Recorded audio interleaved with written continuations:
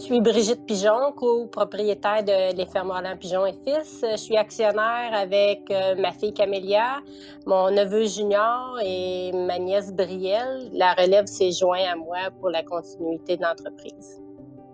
Les Fermes Pigeon, on est une entreprise agricole qui est spécialisée dans le maraîcher. On est producteur de haricots frais, verts et jaunes, en conventionnel et en biologique.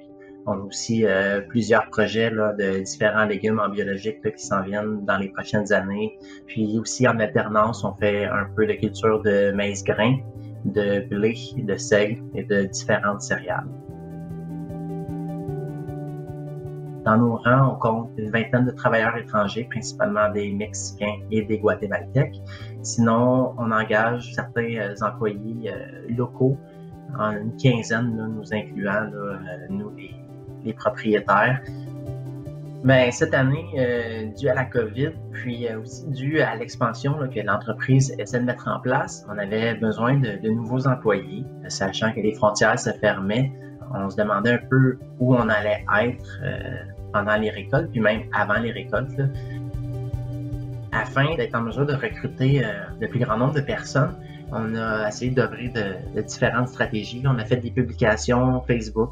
Aussi, ce qu'on a fait, on a communiqué avec l'ITHQ, l'Institut de tourisme et d'hôtellerie du Québec. On s'est dit qu'il y aurait peut-être un bassin d'employés là, possible à recruter.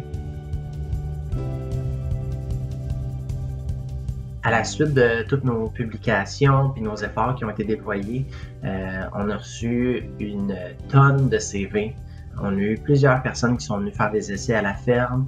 Puis on a été quand même assez flexible sur les heures de travail, surtout pour les étudiants.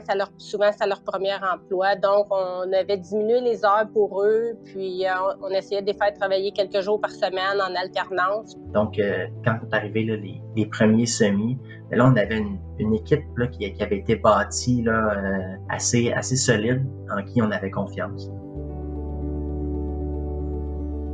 Dans les années à venir, pour le recrutement des employés, c'est certain qu'on va continuer encore avec les employés locaux. On a eu une belle réponse en 2020, puis je suis convaincue qu'en 2021 et les années à venir, ça sera pareil. C'est pas vrai que les Québécois veulent pas travailler. Il y en a qui sont aptes, il y en a qui veulent travailler, il y en a qui aiment travailler sur la ferme, qui aiment travailler au grand air. Surtout avec les jeunes étudiants. Puis quand je parle des jeunes, là, c'est pas 16-17 ans, là, c'est même 13-14 ans. En discutant, souvent avec les parents, en les mettant dans le coup, on arrivait là, à avoir des bons résultats avec ces jeunes-là.